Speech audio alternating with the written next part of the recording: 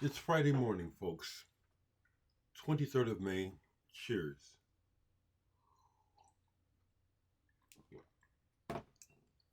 Not much on my plate to share today regarding music unless something rises. But something I wanted to make a comment about is the what I see as the insidious nature of YouTube. Um, have any of you folks noticed this? Because YouTube is my platform for watching stuff. There's others, but YouTube is the main one. Okay, it's like ABC or CBS anymore.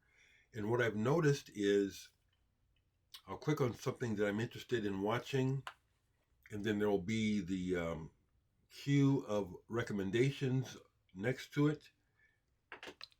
And what's been popping up? This is the third time I've seen it. This is the mildest of the three I've seen so far, but I'm seeing these. Um, I'm going to show it. It's in the queue, and it'll be like this one says small appliance service, and it's one of those ads that you can block. You click it and you can block it. But the picture is not of small appliances; it's sexual content, and this is the third time I've encountered this. Do you see that? This is on YouTube. Why is that there? The one before it was much more graphic. A scene of a woman getting done from behind. And this, I went ahead and reported it this morning. The There's just really some sinister people in positions of power throughout this world that, it's just sickening. It's just sickening how there's so much beauty and so much potential for divine, positive life, and things are so sordid because of material wealth and man's foolish. I think it's foolish. Even though I'm sitting in a house full of records, I can I know what I'm saying. Our foolish focus on material goods instead of humanity, and I just got to complain because it's like you can't escape it. So yesterday, I'll show my night listen last night. I had a real good night listen last night. But yesterday, I went to the store, weekly supplies. You know how we live. We buy stuff, and then there's the stuff that we have to buy every week. And while I was at the store, I decided to go to the deli because I avoid Walmart as much as possible. So I go to my local, I forget what it is, the name of it. But the deli is good. The guys behind the deli have been there for a while now, and so I'll actually buy food because it's so good. Well, yesterday while I was waiting, the person in front of me was a fella, black man, maybe a little about my age, maybe probably younger. Our eyes met, did a head nod, went on about my business. He's ordering his stuff, and he decides to strike up a conversation. And he said, "Did you hear all them sirens last night?" I said, "Yeah, it woke me up." And then the night before, he mentioned the night before, and then I don't know this person, but he went ahead and said, I live down off of John Creighton Boulevard. That's my neighborhood. And two nights in a row, the cops have been sounding like they're going crazy with their sirens. It's like you're just hearing sirens and sirens and sirens. Made the news yesterday that there was some black teens that they were pursuing in a car and killed one of them. We don't know what they did. But the point I'm trying to make is how that short conversation and his reflection of how the times really seem odd and out of balance and really tense. And I agreed with him. And I don't know who he is, but I told him, stay safe, brother, you know. And when he got his food, before he left, we gave each other a punch. Man, we need that these days badly. We need to rally around each other and care about each other. You know, the corrupt news of the Trump administration is just flabbergasting. Crypto dinners for the highest, that's illegal. Did they ever write it down? That's wrong. He's using the presidency for personal gain. It's wrong. And then that big, beautiful bill where he's has to make it past the Senate. Unfortunately, these days it's pretty obvious who the Senate, who the government, who everyone is afraid of. They want to keep getting their checks. And so the American people are left hung out to dry. We are left out in the cold with no representation. It'll probably pass the Senate. You know, perks for rich people. No more, get rid of Medicaid. It's hard enough as it is. This is America becoming great. The fuck is going on?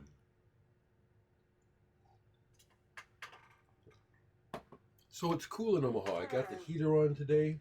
Not the furnace, but the heater. Woke up, it's about 40 degrees. I'm enjoying it because I know that the summer's going to be killer. So, it's Friday.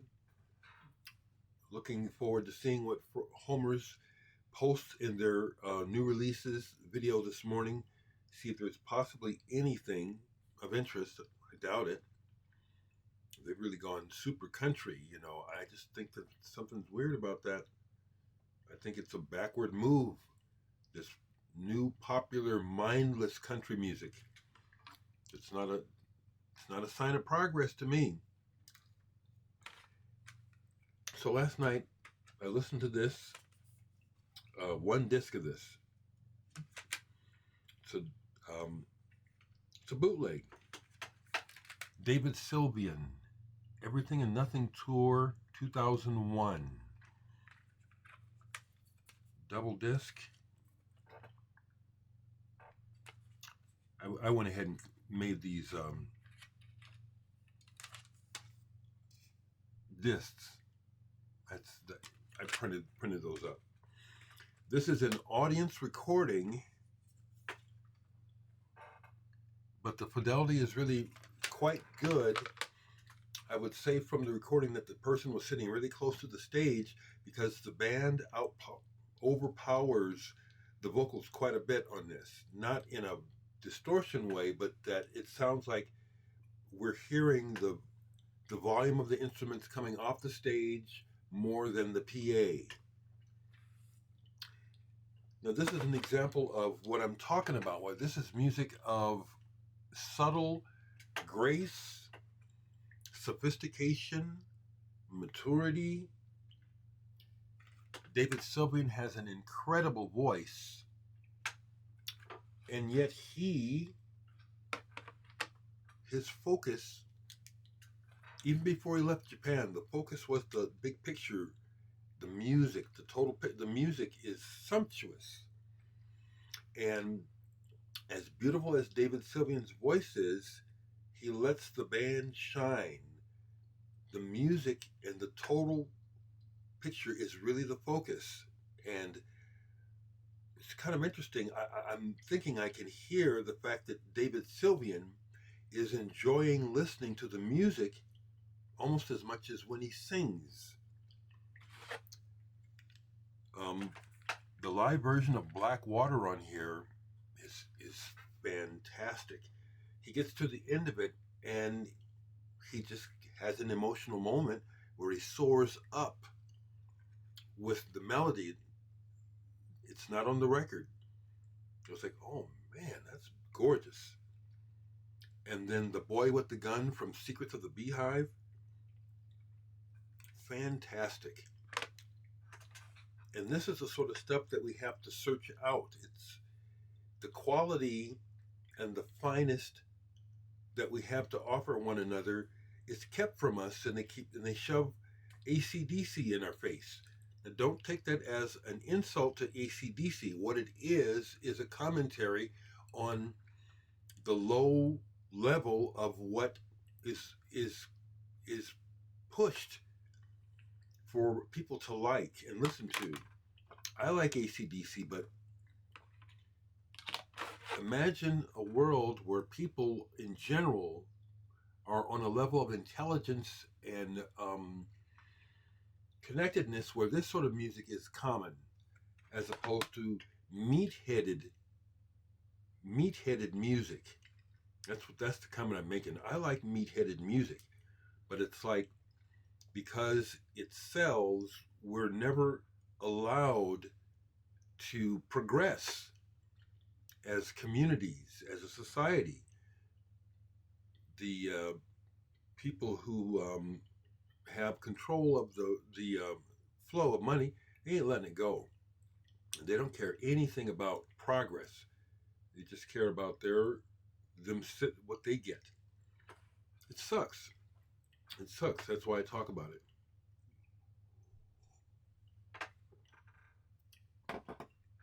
Once again, you folks let me know in the comments.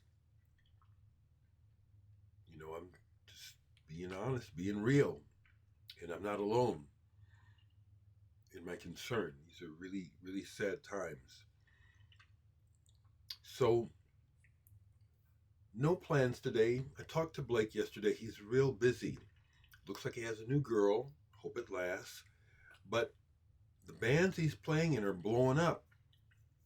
Josh Hoyer and Soul Colossal are on some of the upcoming festivals this summer. And I'm really happy for Blake and James. They're both in with Josh Hoyer. I don't care about Josh Hoyer's music at all. It's that old soul shit. Bluesy soul shit that to me is just played out. But I'm happy for my brothers because they are making more money. They are playing constantly and they like to play.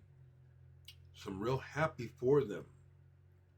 I just had a conversation with Blake, so I'm sharing that, okay? If the Muse #2 never happens, it's no big deal,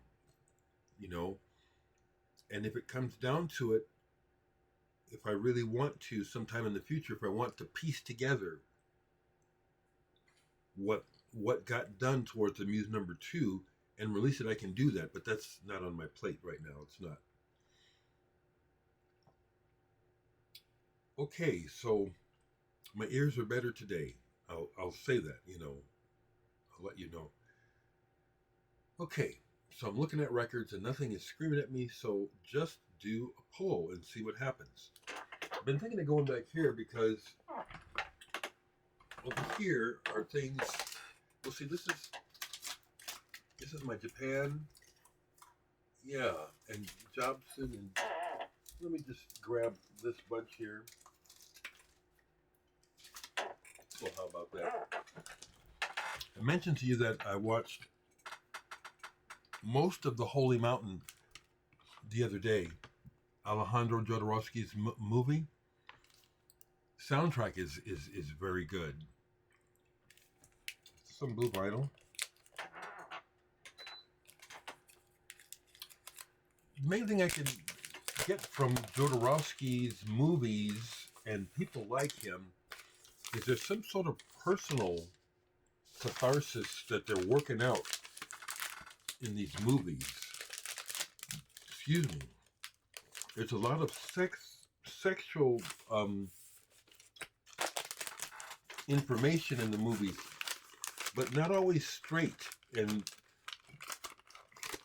it doesn't always. I don't always understand exactly why. Lots of nudity, which I've always associated with cultures outside of the U.S. where people are just more comfortable with nudism. So there's that aspect in the movies, but some of the sexual stuff that happens, like with the midget and the lady. I don't know what was that for. And here's Jodorowsky's other movie. I have seen this, and again, it's very bizarre. El Topo. But this actually came to my attention primarily, first off, because it's on Apple Records, and I don't know if it was George himself or just the Beatles in general decided to finance Jodorowsky. And as soundtracks go, this is odd. It's not much of a listen, but it's not something you want to listen to very often. But as a period piece, and it's fascinating. These images from the movie show you. It's like, what the hell is going on here?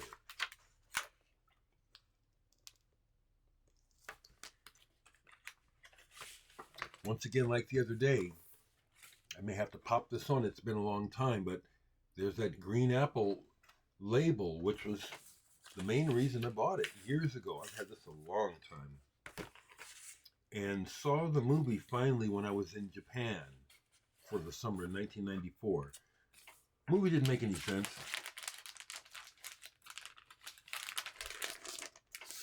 In my early 20s, going into my 30s, as I was exploring who I am and what's in the world,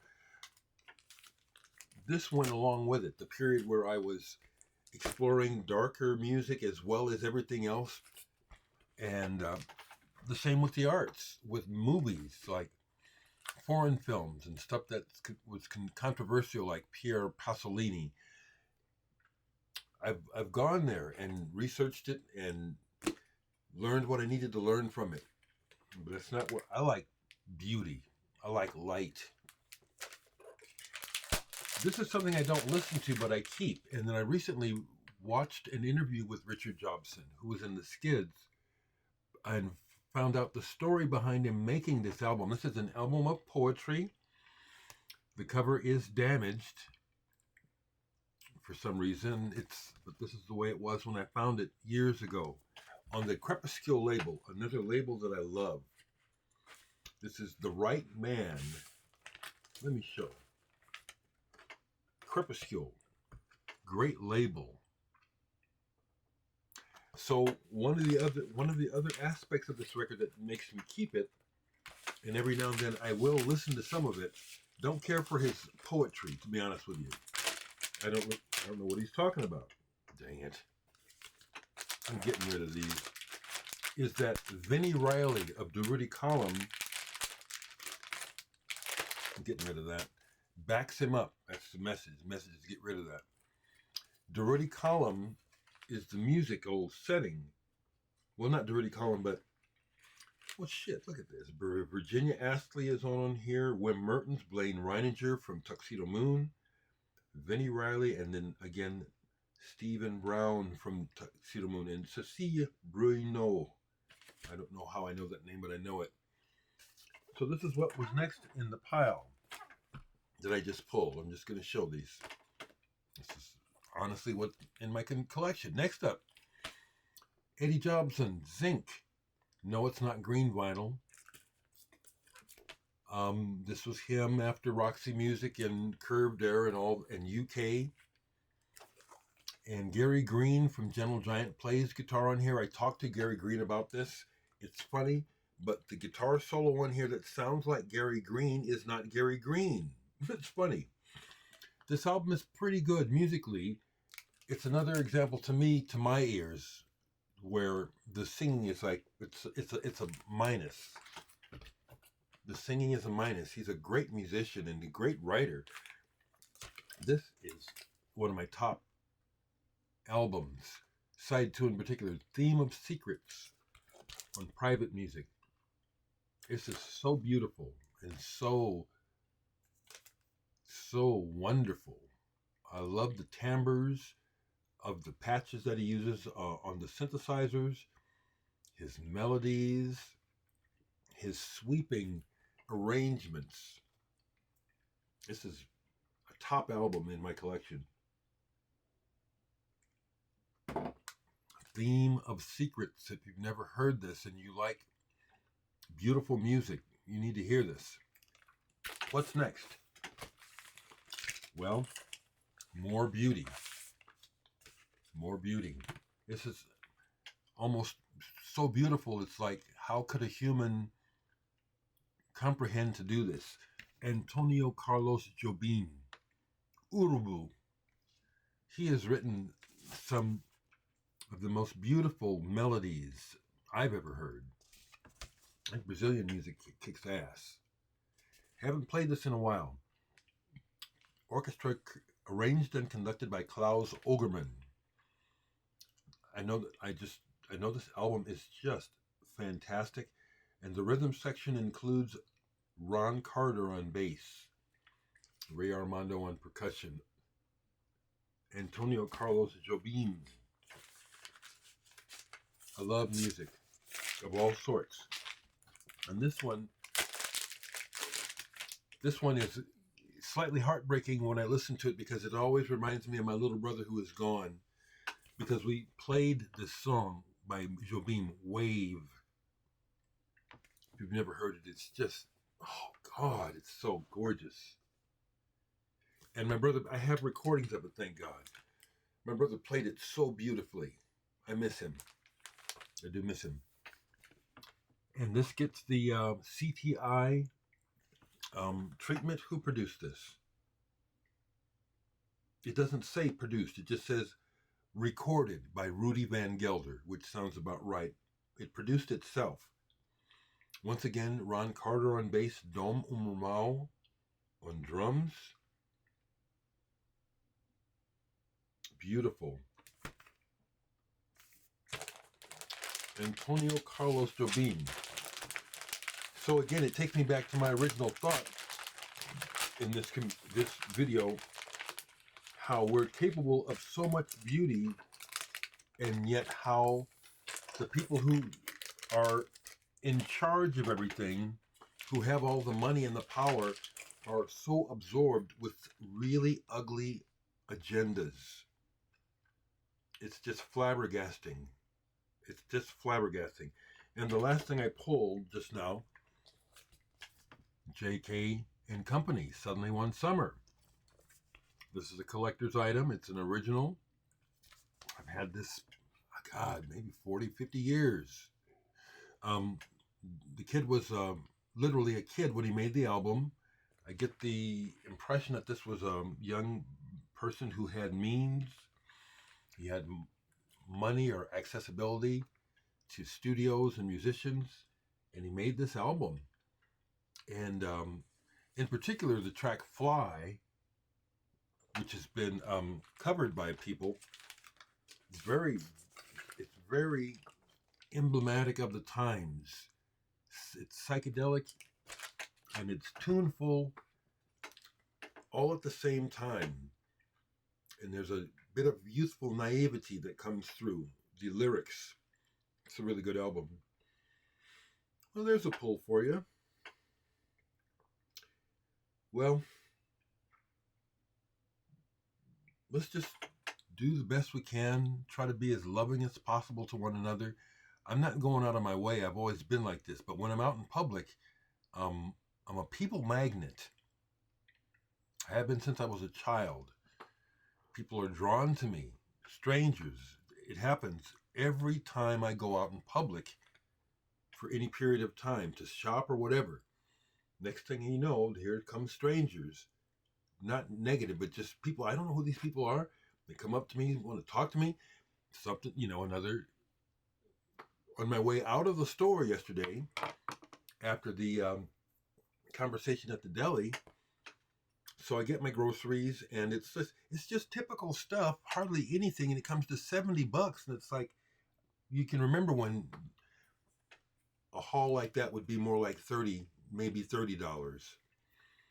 But so I take the shit out into the cart, with the cart out to the car, unload the cart. For a second, I was just going to leave the cart sitting next to the car, and then I thought to myself, no, that's irresponsible. It might roll and hit someone's car. So I put the cart take the cart and put it in the place you're supposed to. And as I am heading back to my car, a young man is walking to his car, and he just says to me, "You remind me of my dad." Thank you. You take care. It was a stranger. There was so much love in his voice. That was wonderful. So I will respond if you see this, DJ Trish. I'm going to respond to your comment. Isn't it obvious? She says things.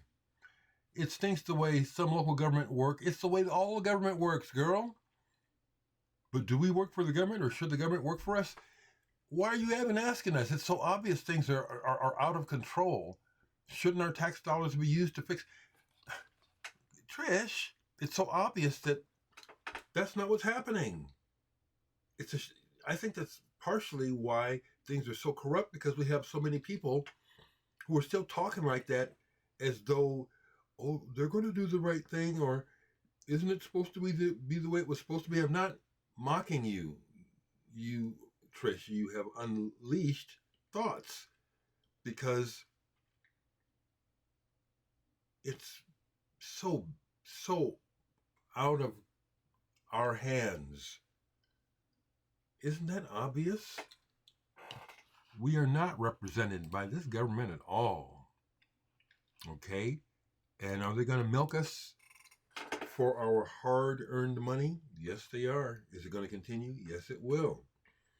Can we stop it? Looks like we can't. So that's why I say make the best of it. Have a good day. Be as loving as you can. First off, towards yourself. Accept yourself. Accept yourself, warts and all. Forgive yourself for past transgressions, or whatever you want to call them. Change your behavior if you're still doing things that you are ashamed of or know that hurt you. Let's take care of ourselves, because the government isn't going to at any time. It's destroying us. It's a shame. I know that's not a very nice thought to end the video, but it's real. Here's my smile. You have a good weekend, everybody.